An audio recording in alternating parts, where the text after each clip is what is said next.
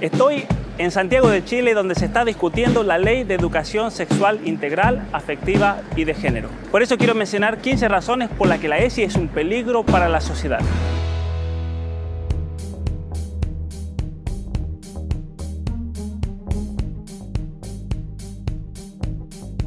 Peligro número 1.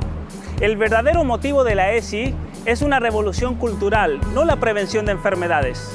La gran mayoría de los cursos de educación sexual que se imparten en la red de enseñanza pública y privada son abiertamente antinaturales por haber asumido la ideología de género y enseñar como verdades mentiras tales como la identidad de género y la orientación sexual. Estos cursos no ofrecen una educación sexual, sino una enseñanza de la práctica genital. Segundo peligro de la ESI. La implementación de estos programas no previene enfermedades de transmisión sexual, sino que incluso aparecen nuevas enfermedades. La ESI toma el sexo como algo casual, un derecho que debe ser ejercido sin ningún tipo de limitaciones. Esto, por ejemplo, ha tenido como resultado que en los Estados Unidos 1 de 4 mujeres adolescentes tenga una infección de transmisión sexual. 1 de cada 4. Y para la edad de 25 años se pronostica que 1 de cada 2 jóvenes habrá adquirido una infección de transmisión sexual. El gran aporte de la ESI ha sido que de llevarnos a tener básicamente 2 enfermedades de transmisión sexual, ahora tenemos más de 24, incluidas enfermedades como el virus del SIDA. Tercer peligro de la ESI. La liberación de la sexualidad lleva a la decadencia cultural.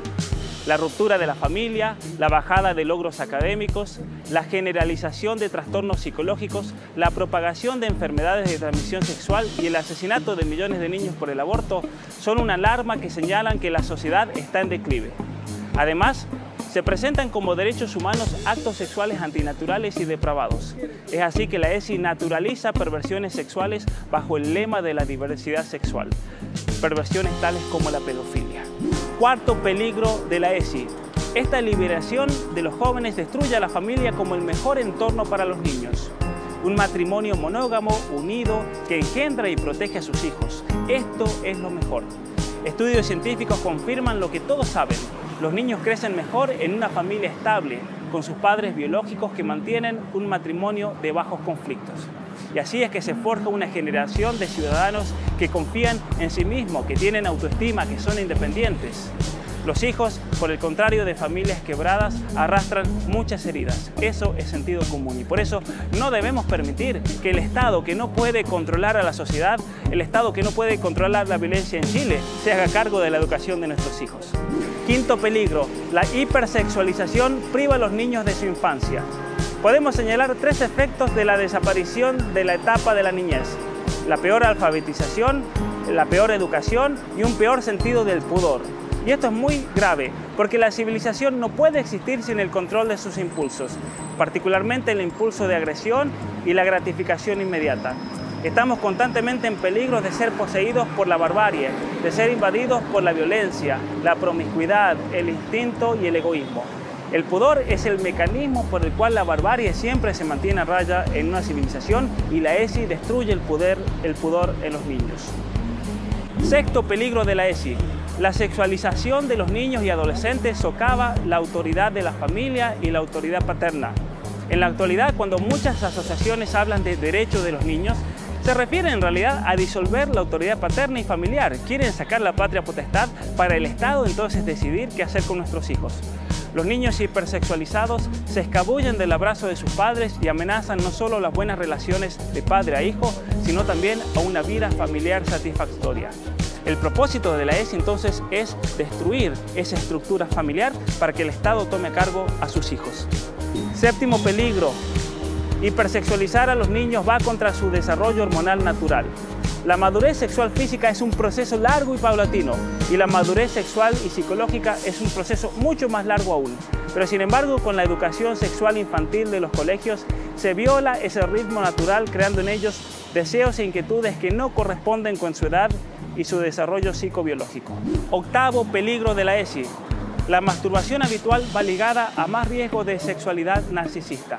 En estos cursos de educación sexual integral, como se ha constatado en todos los países donde se ha impuesto, a los niños se les anima a experimentar una y otra vez con la masturbación, sin tener en cuenta que este hábito lleva fácilmente a la adicción, los engancha también a la pornografía con todos los problemas que ésta acarrea. Noveno peligro de la ESI, la incertidumbre del género puede llevar a trastornos de la personalidad, como de hecho ya ocurre en países como Canadá. Decirle a los niños y las niñas que lo que sienten es un estereotipo, que pueden ser una u otra cosa, que incluso pueden cambiar de sexo o que cualquiera de sus amigos podría ser de otro género, pero ocultarlo es sembrar incertidumbre de género y eso genera identidades débiles y titubeantes. Muchas veces llaman educación en la diversidad a lo que es una mera construcción del género. Peligro número 10. Pedirle a niños pubescentes que salgan del armario los saca del desarrollo natural. Incluso estudios han demostrado que el 70% de aquellos jóvenes a los 17 años que reconocen atracciones hacia el mismo sexo, una vez que llegan a los 22 años ya lo han superado y se declaran exclusivamente heterosexuales. Lo mismo pasa con los trastornos de identidad de género. Cuando un niño padece algún tipo de disforia, el 95% de esos niños lo supera naturalmente. En la adolescencia hay una gran fluctuación de sentimientos y los niños y adolescentes no deberían ser presionados ni animados a elegir un género o a salir del closet. ¿Por qué? Porque de esto se siguen graves peligros para su desarrollo emocional, psicológico y sexual. Peligro número 11. Hablar de la homosexualidad a menores sin explicar sus riesgos los pone en peligro. La conducta homosexual va ligada a mayores tasas de depresión, trastornos de ansiedad, consumo de sustancias, adicciones, riesgo de suicidio y enfermedades de transmisión sexual. Los activistas LGBT dicen que es por la presión ambiental anti-LGBT que estos jóvenes se suicidan, pero eso jamás lo han podido demostrar. Incluso el periodista homosexual Michael Hobbs en The Huffington Post reconocía que incluso en ambientes amigables con la comunidad LGBT se dan estos graves riesgos como el suicidio.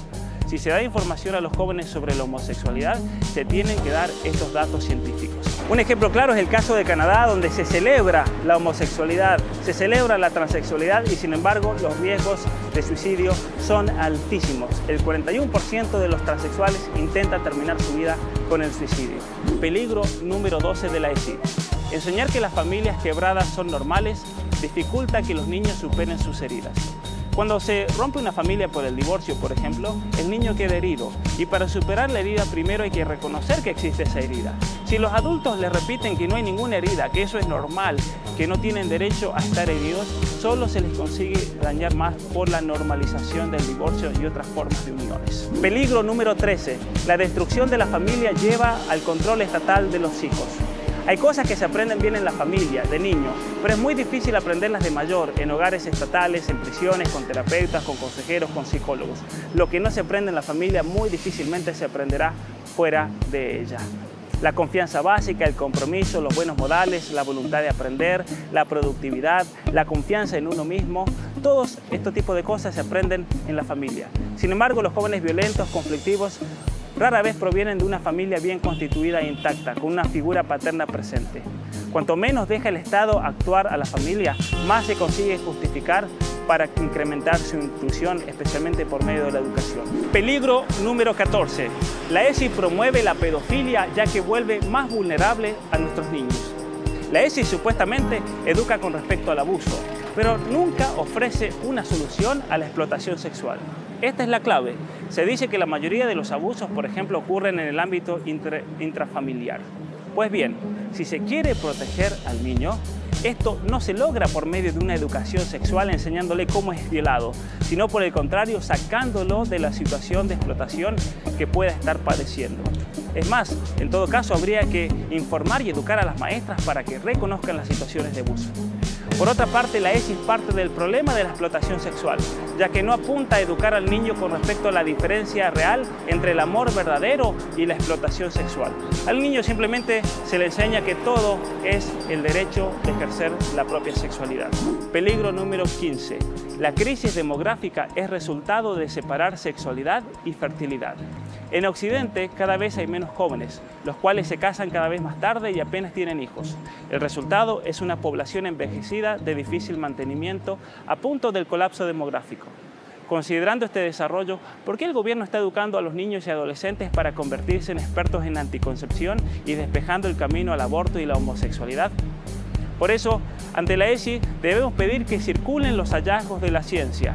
¿Dónde están los argumentos y la investigación científica que muestren que la sexualidad temprana sin compromiso, promiscua o con el mismo sexo hace que las personas sean sanas, competentes, capaces de compromiso, dispuestas a procrear y ser felices? Estos estudios no existen, por eso nunca te lo van a contar.